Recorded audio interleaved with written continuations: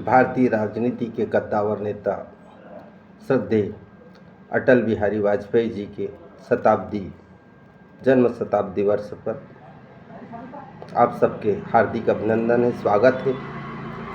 वाजपेयी जी सदा भारतीय राजनीति का अटल नक्षत्र बने रहेंगे। भारत रत्न अटल बिहारी वाजपेयी भारतीय राजनीति के उन बिरले व्यक्तित्वों में से एक थे जिनकी पहचान भारत केवल सत्ता पद से नहीं बल्कि विचार, संवेदना और राष्ट्रनिष्ठा से बने। उसका व्यक्तित्व सचमुच अटल था। वे विचारों में दृढ़, आचरण और शालीन और व्यवहार में मानवीय संवेदनाओं से भरपूर थे। वे एक ऐसे राजनेता थे जिन्हें विरोधियों से भी सम्मान की दृष्टि से देखते थे और समर्थक आदर्श जन नेता मानते थे। अटल जी का जन्म 25 दिसंबर 1924 को ग्वालियर में हुआ। राष्ट्रीय स्वयंसेवक संघ से जुड़े और उन्होंने राष्ट्र सेवा का मार्ग चुना। राजनीति में आने के बाद उन्होंने जनसंघ, बाद में भारतीय जनता पार्टी को वैचारिक मजबूती दी। वे एक दल के नेता नहीं बल्कि लोकतांत्रिक मूल्यों के सच्चे प्रहरी थे।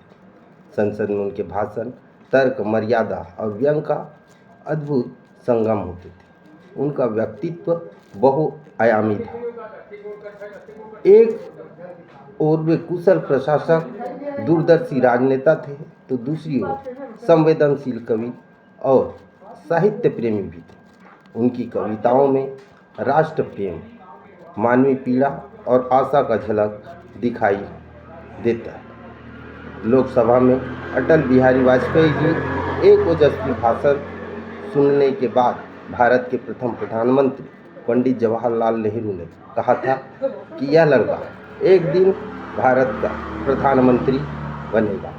वैचारिक मतभेद होने के बावजूद पंडित नेहरू ने वाजपेयी की वाक कला, तर्क शक्ति और लोकतांत्रिक मर्यादा का खुले मन से सराहना की, जो कि कालांतर में सही साबित हुई।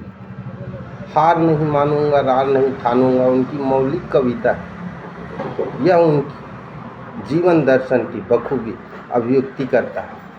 कठिन परिस्थितियों में भी उन्होंने कभी धैर्य और संतुलन नहीं खोया। भारत के प्रधानमंत्री के रूप में अटल बिहारी वाजपेयी ने भारत को एक नई दिशा और दृष्टि दी। राजस्थान के पोखरण से परमाणु परीक्षण माध्यम से उन्होंने भारत को सामरिक क्षमता को विश्व के सामने दृढ़ता से स्थापित किया। साथ ही बस यात्रा और शांति पहल के जरिए उन्होंने पड़ोसी देशों के साथ संवाद और साहसिक प्रयास भी किया। यह उनके अटल व्यक्तित्व का ही प्रमाण था। वे शक्ति और शांति दोनों से संतुलन में विश्वास रखते थे। अटल जी की सबसे बड़ी विशेषता थी राजनीति में नैतिकता का आचरण करना। सत्ता में रहते हुए भी उन्होंने अपने जीवन मूल्य और सिद्धांतों से कभी समझौता नहीं किया। अटल जी की शख्सियत और बेजोड़ अनूठी मिसाल तब देखने को मिली जब कांग्रेस शासनकाल में प्रधानमंत्री पी नरसिम्हा राव ने उन्हें संयुक्त राष्ट्र संघ में भारत का पक्ष रखने के लिए दिया। उस समय वाजपेयी जी सत्ता पक्ष में नहीं बल्कि विपक्ष के प्रमुख नेता थे। उसके बावजूद राष्ट्रीय हितों को सर्वोपरि रखते हुए नरसिम्हा राव सरकार ने भारत का प्रतिनिधित्व बनाया।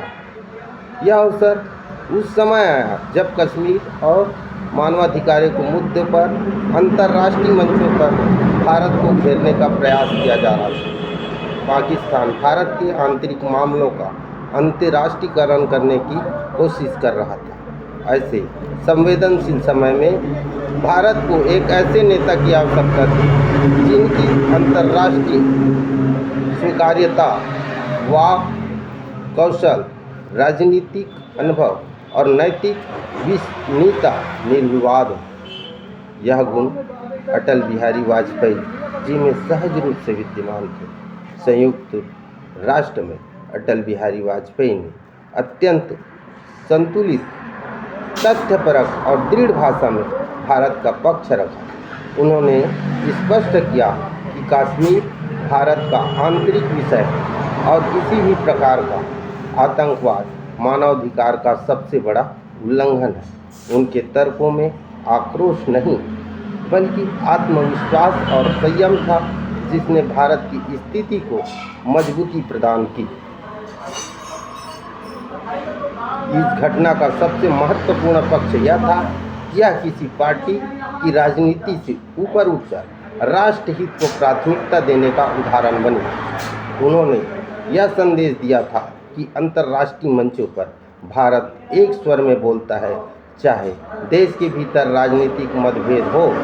यह प्रसंग भारतीय संसदीय लोकतंत्र की परिपक्वता, विपक्ष की जिम्मेदारी और नेतृत्व की उदारता का सशक्त प्रतीक बना।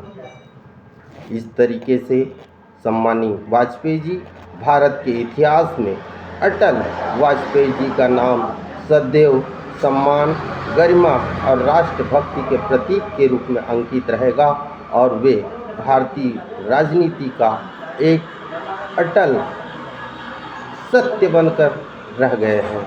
सम्मानीय अटल बिहारी वाजपेयी जी, आपके इस जन्म शताब्दी वर्ष के पावन अवसर पर आपको कोटि कोटि नमन, श्रद्धा नमन।